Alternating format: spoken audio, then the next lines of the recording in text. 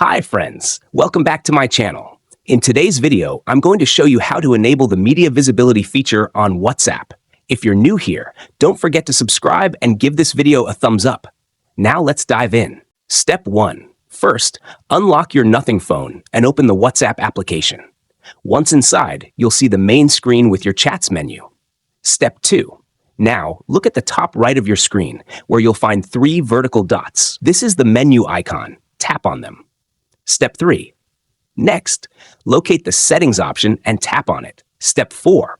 Now, locate the Chats option and tap on it. Step 5. Next, find the Media Visibility option. Unfortunately, this is turned off.